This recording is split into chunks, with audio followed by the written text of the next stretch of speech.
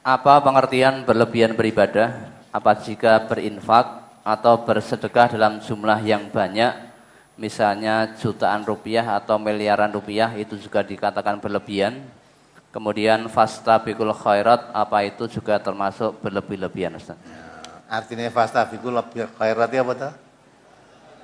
Apa fastabiqul khairat artinya apa kok berlebih-lebihan nih?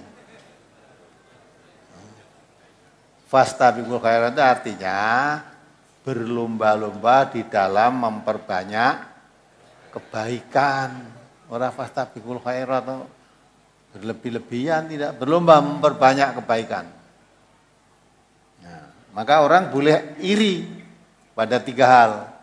Ada orang kaya, kekayaannya dibelanjakan di jalan Allah, itu kamu boleh iri. Nah, orang kaya uangnya menggo bralo-bralan, nggo mendem tinggo medok tinggalno alah aja iri. Kayaknya guna untuk nah itu boleh kamu iri. Meri gitu loh maksudnya. Nah, terus cita-cita, nanti kalau kaya akan saya lebih dia, akan saya ungkuli dia. Nah, maka hadis yang kemarin adalah pagi-pagi ini siapa yang pagi ini tadi sudah mengantar jenazah? Siapa yang kemarin bisa? Abu Bakar. Saya ya Rasulullah. Siapa yang pagi ini tadi sudah menjenguk orang sakit? Di antara sahabat-sahabat tidak ada. Saya ya Rasulullah. Abu Bakar lagi. Siapa yang di antara pagi ini sudah menolong orang yang kesusahan, memberi makan orang miskin? Yang lain diam. Abu Bakar lagi. Saya. Nah, ini dah. Tidak ada. Kalau itu hal 3 tadi berkumpul menjadi satu, dijamin orang ini masuk surga. Ini bukan berlebih-lebihan, tapi mendahulukan cinta kepada amal kebaikan. Abu Bakar menyerahkan seluruh harta kekayaannya pada Nabi untuk fisabilillah. Setelah itu ditanya oleh Nabi, kalau semua harta kekayaanmu diserahkan untuk sabilillah, terus kamu punya apa? Saya tinggal punya Allah dan Rasulullah. Allah itu maha kaya. Kalau saya mempunyai keinginan sesuatu, saya tinggal mohon pada Allah. Maka saya tidak khawatir apapun. Nah, diterima oleh Nabi. Lain waktu Abu Bakar setelah begitu Umar datang kepada Nabi menyerahkan semua harta kekayaan pada Nabi tadi. Oleh Nabi diterima separuh. Ya separuh untuk ini, separuh untuk hidup keluarga. Kenapa ini kok diterima? Semua kok ini hanya separuh. Itu kan? Nah, itu fastabiqul khairat maunya. Tapi kalah sih. Nah, jadi itu kalau berlomba-lomba untuk memperbanyak kebaikan, iri. Masa saudara saya itu dari tempatnya jauh, bisa ngaji tiap minggu ke sini. Ya, dari Kedung Tuban, Bluro, ya, ini ada lagi dari Kudus. Ya. Ini ya, tak bacakan saja, sama datang semuanya. Dari Bulu, Tuban, 20 orang. Dari Kandangan, Temanggung, 25 orang. Dari Konglangan, Prambanan, 9 orang. Abang Kedu, Banyumas, 34 orang. Ambarawa, Semarang, 63 orang. Gunung Pati, Semarang, 45 orang. Grobogan Purwodadi, 1 bis ibu-ibu. Dari Kudus 1 minibus. Dari Kedung Tuban Bluro 2 mobil. Nah, ini kan. Nah, ini kalau saudara dengar ini. Meri itu boleh. Masa aku mau Sarkliwon resa teko kene. Masa aku pasar legi resa teko kene iki sing Bluro Kedung Tuban karena dari Semarang udah datang ke sini. Mary gitu. Ada dia pakai bis. Ya, saya juga punya mobil. Kenapa tidak saya gunakan untuk ke sini? Nah, berdengari tersentuh. Mary itu boleh. Mary berarti tersentuh. Saya diberi rezeki oleh Allah. Kenapa tidak saya gunakan untuk hal itu? Dan mereka diberi rezeki oleh Allah. Bisa datang ke sini dari jarak jauh. Rombong-rombong. Mungkin itu bukan mobilnya sendiri, malah nyewa rombongan urunan tuku mobil. Ya saya diberi mobil sendiri, diberi oleh Allah, masa ketika bisa datang? Nah, gimana dengan itu? Apakah saya termasuk orang yang bersyukur atau termasuk orang yang kufur atas nikmat yang diberikan oleh Allah? Nah itu merenung, itu boleh iri itu. Besok saya harus lebih sregep. Itu boleh itu. Orang nah orang tidak terbuka hatinya ya malah lah gue sing digolek ya apa ke adoh-adoh teko kono mengrungokke wong ngomong. Dengarkan orang bicara jauh-jauh, ninggalkan anak, ninggalkan istri. Nah, kemarin rombongan dari Kerawang ya. Nah, tadi ada Pak Polisi dari Kerawang tadi mana? Nah, mulai negara ini rusak ya Pak Polisi kuwi. Alhamdulillah ngaji. Kalau polisi-polisi itu mau ngaji seperti Pak Polisi semua, negaranya aman. Lawang polisi penegak hukum. Miras itu penyakit masyarakat. Lah dia digerebek dari polisi nih. Ada gerebek oleh ganti ya. Akhirnya dapat setoran 200.000 coba. Padahal siapa yang terlibat dalam minuman keras itu dari pembuatnya sampai peminumnya sampai memakan harganya, termasuk yang melindungi menjaga tadi, itu semua dilaknat oleh Allah. Dilaknat oleh Allah. Maka dengar radio, apa radio pateni. Nah, tapi ya radio MTA itu ya benci tapi rindu. Ya alhamdulillah Allah membuka hidayah lewat radio. Tak pikir udah di polisi berarti itu mengkhianati negara kita juga. Mau jadi pengamat kok. Nah, mudah-mudahan polisi yang begitu hanya satu ini saja. Dan sudah sadar alhamdulillah. Lah nek ngono tunggale akeh. Ya mungkin dengan Pak Edi itu yang ketua cabang Bambang Lipuro Bantul itu, AKBP itu. Ajun Komisaris Besar Polisi datang enggak ini? Ya? Enggak datang. Nah, itu. Ya polisi juga. Nah, AKBP mending untuk setoran lu oke timbang sing Aibda atau Aibtu ya. Gitu kan? Nah. Mangga diopeni. Negaranya jadi rusak ya gitu-gitu. Nah coba penutupan Doli. Ya. Doli itu sebetulnya yang mendirikan menurut riwayat sejarah kemarin dibaca, itu yang mendirikan itu seorang wanita Belanda. Zaman penjajah dulu. Disediakan itu untuk menjagani tentara-tentara Belanda yang jajah di sini. Dan jagani tentara Belanda soalnya istrinya kan udah tinggal di sana lah sini dicepai nek butuh itu terbesar se-Asia Tenggara itu. Nah akhirnya sudah berapa abad Belanda saya ini berapa tahun coba ditutup oleh seorang wali kota yang kita dukung penutupannya itu. Ternyata berita kemarin itu resminya ditutup tapi operasionalnya mesti seperti biasa. Jadi formalnya ditutup tapi aktivitasnya biasa-biasa saja. Nah, lah seorang pekerja seks wanita. Lah wong pekerja kok pekerja seks ujane. Nah, ini kan saru banget tuh. Lah kok malah bangga.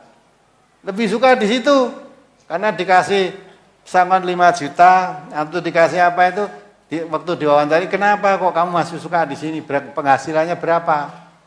Kalau rame tiap bulan itu penghasilannya bisa 10 sampai 12 juta. Lah guru golongan 3 kalah no gue. Ya kan? Guru golongan 3 pilih dadi PSK. Apa yang guru gajine 12 juta? Gaweane penak. Nah makanya terus. Nah harusnya kalau memang ditutup, yang diawasi bukan itu pelanggan yang datang itu pun harus ditangkap. Ditangkap harus. Mau apa kamu ke sini? Tangkap. Mau sedekah.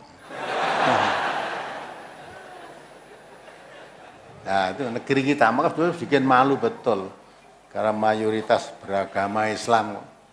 Ada tempat pelacuran ditutup malah dibelani. Tolak apapun yang terjadi, kita lawan. Luar biasa itu. Ini pengajian ditutup, tak dukung. Nah, gitu. Ada pengajian ditutup malah dukung. Polisinya ya begitu, sabar dulu, calling down. Kan calling down. Ya luar biasa. Maka yang merusak ini bukan orang lain. Nabi kita mengatakan rusaknya umat dahulu karena tidak tegaknya hukum.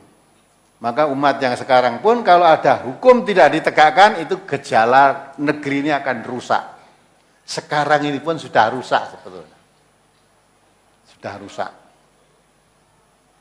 Tapi belum dihancurkan sehancur-hancurnya. Coba dibaca surat ya, Al-Isra ayat 16 itu.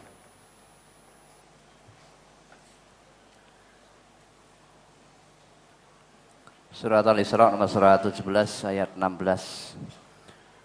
A'udzu billahi minasyaitonir rajim. Wa idza aradna an nuhlika qaryatan amarna mutrafiha fafasaku fiha fahaqqu 'alaiha alqawlu fatammarnaha tadmira. Dan jika kami hendak membinasakan suatu negeri, maka kami perintahkan kepada orang-orang yang hidup mewah di negeri itu supaya mentaati Allah, tetapi mereka melakukan kedurhakaan dalam negeri itu. Maka sudah sepantasnya berlaku terhadapnya perkataan atau ketentuan kami, kemudian kami hancurkan negeri itu sehancur-hancurnya. Ya. Jadi kalau orang yang diberikan nikmatan oleh Allah, kecukupan rezeki, mempunyai jabatan di negeri ini, hidup mewah, tak senang-senang, diperintah oleh Allah untuk taat kepada Allah. Lah kok malah mendurhakai, berbuat maksiat, mendirikan lumbung-lumbung kemaksiatan. Ya, dirinya sendiri pun terlibat dalam kemaksiatan. Maka negeri itu akan dihancurkan sehancur-hancurnya oleh Allah. Sudah pantas kalau negeri ini dihancurkan sehancur-hancurnya. Maka melihat ayat itu, kita orang yang mengerti tidak rela kalau negeri ini dihancur-hancurkan sehancur-hancurnya. Berapa banyak orang yang berbuat begitu, berapa banyak orang yang tidak tahu. Maka kita berusaha, jangan sampai negeri dihancurkan oleh Allah sehancur-hancurnya.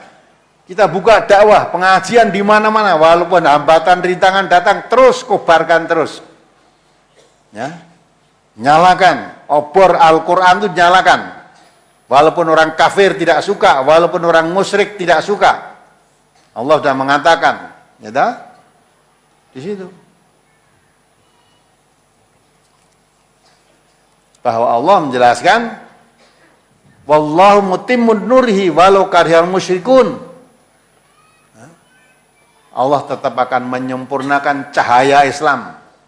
Quran itu tetap akan bersinar terang, menyinari di tengah-tengah kegelapan. Sekalipun orang musyrik tidak suka.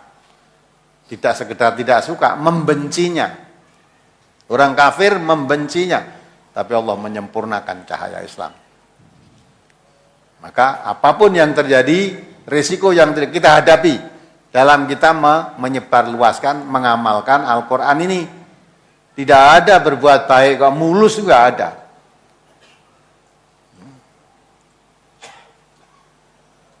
Ya dibiarkan saja. Walaupun kita benar menurut undang-undang pemerintah yang berlaku benar, tidak ada salahnya, menurut agama benar, masih dihambat, tidak apa-apa. Allah yang punya urusan. Peringatan demi peringatan, tidak sampai Allah menurunkan perkaranya. Nanti Allah akan mengambil suatu keputusan. Yang penting jangan sampai kita putus asa. Allah pasti akan menolong kita. Dan MTS sejak dulu, sejak muncul pertama selalu begitu sampai sekarang. Kalau pertama, itu suatu sunatullah. Maka alhamdulillah, ini Bapak polisi ini masih aktif dinas. Nah, sudah keluar dari perlindungan yang tidak baik. Ketika masih aktif, kadang di telepon-teleponnya. Nah, sekarang wes najis, uangmu najis. Saya kira itu jambil, aja panggil saya. Nanti kalau ada penggerbekan malah saya yang akan nangkapi kamu. Wes saya kira tahu di telepon. Ini rata untuk setoran terusan. Ya, setoran uang 100.000 sampai 1 juta atau berapa? Walah aku nanti gue nolak, gue nyuap malaikat penjaga neraka itu ora gelem disuap. Ya. Sedang malaikat penjaga neraka itu la ya'sunallah ma amarahum wa yaf'aluna ma yu'marun. Tidak pernah maksiat kepada Allah. Selalu memerintahkan apa yang diperintah, selalu melaksanakan apa yang diperintahkan oleh Allah. Syidatun ghilatun. Ya. Sifatnya orangnya ya, keras, kejam. Tidak bisa disanak. Tidak pernah senyum. Apalagi tertawa. Tidak pernah. Malaikat. Ya. Masukkan ke dalamnya, dijaga oleh malaikat. Bahan bakarnya di neraka itu manusia dan batu. Ya. Manusia dan batu, bukan awul-awul, bukan. Manusia dan batu untuk bahan bakarnya. Percaya apa tidak percaya, itu akan terjadi. Hari pembalasan, surga, neraka itu akan ada. Nah, kita tinggal milih. Sekarang kita masih hidup, diberi kesempatan oleh Allah memilih. Kamu memilih ke surga, yang setiap minum apapun dituruti, yang sekarang tidak berani minum khamr, nanti di sana disediakan khamr, bengawan khamr yang segar, susu, bengawan susu nanti di sana. Ya. Di sini susu sak gelas berapa? Mana surga udah kowe ngombe ya sak katokmu. Bengawannya. Susu, khamr, udah apapun ada. Buah-buahan apapun ada. Ya. Nah, kalau orang tidak di surga, minta minum diberi cairan besi yang mendidih. Kalau diminum motong-motong ususnya. Dah pilih yang mana? Itu pemilihan itu sekarang. Sekarang. Bukan tanggal 9 Juli nanti aja. Sekarang ini sudah ditentukan pilihannya. Saya milih yang mana? Gitu loh. Aja dataan untuk 9 Juli. Kan kono kowe bingung kowe. Maka sekarang saya sudah punya pilihan. Jalan menuju surga atau jalan neraka. Jalan menuju surga jelas ini jalannya, neraka ini jalannya. Nah, itu diserahkan. Faman sya'afal yu'min, waman sya'afal yakfur. Siapa percaya silakan. Kalau tidak percaya ya silakan. Boleh kok, bebas kita diberi kebebasan oleh Allah.